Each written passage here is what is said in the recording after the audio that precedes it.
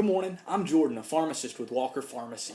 We're going to be launching a new effort of videos, weekly videos, that we're going to call Walker Wednesday Videos. And it's a way for us to interact with our customers and to provide helpful and useful information to them on a social media and online platform. And so what we're going to try to do with these weekly videos is to answer questions that we're getting in the pharmacy. So things that people are asking about on a regular basis. And we're going to try to provide you with helpful information and things that you can use as you attempt to take care of yourself and your families from a pharmacy and medication standpoint. So for today, what we want to talk about is prior authorizations. Now, some of you are grimacing right now because you've heard that before. You've been to the pharmacy and you've been told that your medication is not covered. You've got a prescription for it, you've paid to go to the doctor, and now all of a sudden when you get to the pharmacy, you can't get the medication that the doctor wants you to have because your insurance is requiring a prior authorization. So what we want to do today is try to provide you with some information to help you better understand what that is and what you can do about it. So first, we're going to talk about what a prior authorization is. Second, we're going to talk about what has to happen for a prior authorization, or a PA as we call it, to get approved. What has to happen? What hoops have to be jumped through? And number three is, what can you, as the patient who's trying to get their prescription filled, what can you do about it? So first and foremost, what is a prior authorization? Well, a prior authorization is basically a hard stop that your insurance company has placed on certain drugs on your plan.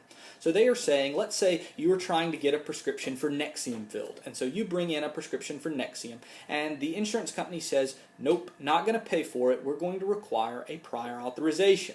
That means that they are going to require the doctor's office to call them or to contact them online and to answer some questions and verify that they do indeed want you on that medication. Now the question we get often is, well, isn't a prescription enough? Well, no. When a prior authorization is required, what your insurance company is saying is that there may be cheaper alternatives available. There may be things they want you to try before moving to this. That's called step therapy. There's a multitude of reasons why the insurance company may be wanting that to be required, but the ultimate thing for you to keep in mind is it's usually on expensive drugs, and so what it means is your insurance company is trying to save money. It's a cost-saving measure. They don't want to pay for expensive things if they can get away with paying for cheaper things to take care of you. So it's a cost-saving measure that your insurance company has had. For better or for worse, that's what it is. And so number two, what has to happen for that to be approved? What has to happen for you to go home with your medication? Well, what has to happen is when we get the rejection, when we get prior authorization required, we print that rejection out and we fax it to your doctor's office. Your doctor's office sees that, and we have provided usually for them a 1-800 number that they have to call. So someone in the doctor's office has to call and basically answer a series of questions that verifies that yes, indeed, the doctor wants you on this prescription. No, they don't want you on that drug. No, they don't want you on that drug. They want you on this drug. So that's essentially what has to happen. Then the insurance company gets to review that, and they can either accept or reject it. They can approve or deny the prior authorization. If they have approved it, they will let the doctor's office know, and sometimes they will let the pharmacy know so we can go ahead and run it and get it ready for you. Or they can deny it. If they deny it, you have the right to appeal it, but that's a really long process. What's probably the best idea if they deny it is for you to talk to the doctor about alternatives, unless that is just the absolute drug that you have to be on, at which point you're going to need to take it up with your doctor. So what has to happen for a prior authorization to be approved is your doctor's office has to contact your insurance company and jump through a series of hoops, answer a series of questions, and get that approved for you, and then the pharmacy can dispense the medication for whatever copay your insurance company sets. And the third question that we think is important for you to know about a prior authorization is obviously, what can you do about it? I know oftentimes you leave confused and wondering what you can do and wondering why your prescriptions aren't covered. You pay your premiums, you do all this, that you got insurance, and it won't pay for anything. It's a very frustrating time. So what can you do about it useful? Well, the first thing is you really don't need to yell at your pharmacist or your pharmacy technician. Our hands are just as tied as you are. We can dispense the medication for the cash price, but oftentimes that's an ungodly amount of money.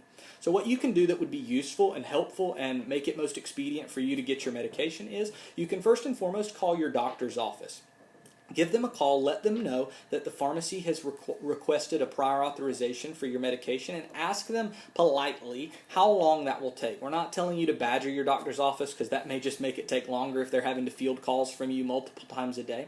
But give them one call, let them know that the pharmacy has sent over a request, and ask them how long that normally takes. They get lots of these. They probably have even more than are sitting on my desk right now that they've got to call on. So just ask them what their timeline is for that. Some doctors it's 24 hours, some doctors it's 3 days to a week. It just depends on the size of the practice and their normal protocol for how they get those approved. So give the doctor's office a call and ask them about how long it'll take.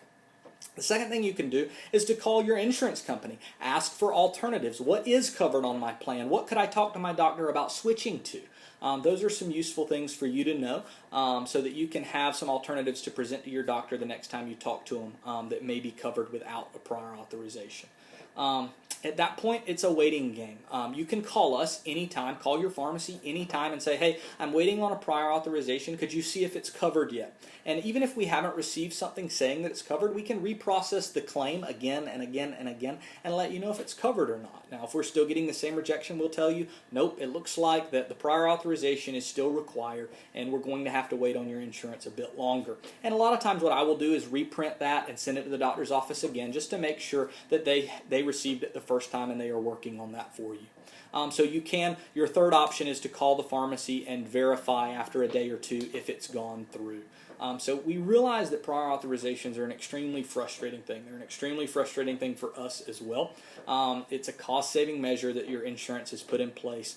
Don't feel like it's just you. I have had them on my medications. Many people go through this on a daily basis. I probably see anywhere from 10 to 15 prior authorizations every single day. And so those add up quickly, they pile on the doctors quickly, and it can take a while to get those approved.